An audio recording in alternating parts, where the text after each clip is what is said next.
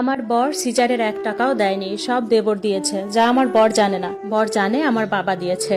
শ্বশুরবাড়ি যাওয়ার পর দেবর সারা রাত বাবুকে রাখতো যাতে আমি ঘুমাতে পারি। লজ্জার কথা, দেবর আমার সেলোয়ার কামিজ পর্যন্ত ধুয়ে দিত।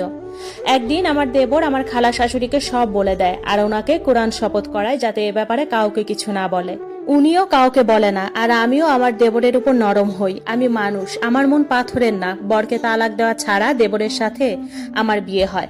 তখন আমার বাচ্চার বয়স 3 মাস। 2011 সালের ডিসেম্বরে আমার আর দেবরের বিয়ে হয়। তারপর আমরা সুখে সংসার করতে লাগলাম, কোনো কিছুর অভাব রাখেনি। 2022 সাল ঢুকলো, সংসার আমাদের সুখেই যাচ্ছে। আমাদের বিয়ের কথা খালা শাশুড়ি সহ আমরা 3 জন ছাড়া আর কেউ জানে না। আমি সব সময় ভয়ে থাকতাম আমার আগের বর জানলে কি হবে। আমার ছেলেটাকে আমার দেবর মানে মনির অনেক ভালোবাসতো।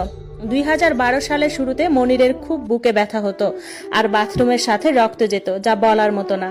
ডাক্তার দেখায়, দেশে কিছুই হয় না। এরকম 5 মাস যাওয়ার পর তার শরীর অনেক খারাপ হয়। ইন্ডিয়ায় যায়, তার ক্যান্সার ধরা পড়ে।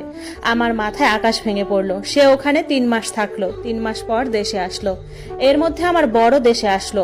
দেশে আসার পর আমার বরের কাছে যেতে ইচ্ছে করতো না, আর মনিরও যেতে দিত না। মনির অসুস্থ থাকতো, সব সময় তার সেবা করতে হতো। একদিন মনির বড় ভাইকে বলে, ভাই আমি আর বাঁচবো না, আমি নাসিমাকে ভালোবাসি, বিয়ে করেছি, সত্যিটা বলে দেয়। আমার বর রেগে মেগে শেষ। আমাদের নামে সালিশ বিচার অনেক কিছু করে। এর মধ্যে 2012 সালের নভেম্বরের 3 তারিখ মনির রক্তবমি করতে করতে মারা যায়, হাসপাতালে নিতে নিতে। সেদিন মনে হয়েছিল আমার মাথার ছাদ শেষ। এটা কি হলো আমার জীবনে। আমার সাবেক জামাই মনিরের জানাজায়ও আসেনি, এমনকি লাশটাও শেষ দেখা দেখেনি। আমি অকুল সাগরে পড়লাম।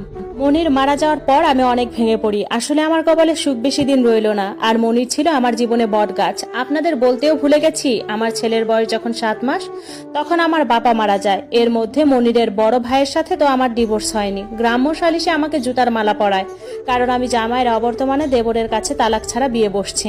আসলে মনির বেঁচে থাকলে আমাকে এগুলো করাতে পারতো না।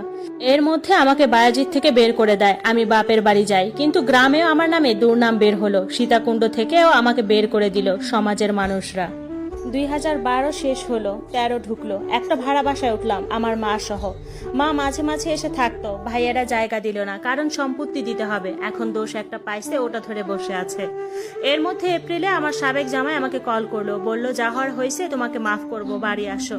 1 মাস তার সাথে কথা। এর মধ্যে সে আমাকে টুকিটাকি টাকাও পাঠায়। আবার সে কাতার থাকতো। মে মাসে নাকি নতুন ভিসায় দুবাই যাবে। আমাকে সবসময় বাড়ি যেতে বলে। সবকিছু ভেবে আমি রাজি হই, আর তার সাথে আমি ভাড়া বাসা ছেড়ে তার বাড়িতে আবার উঠি, আমার ছেলে আর মা সহ। বলে রাখি, সে আমাকে নিতে আসে আর আমার মাও আমার সাথে যায়। মার্চের 30 তারিখ গেলাম তার সাথে। কোনো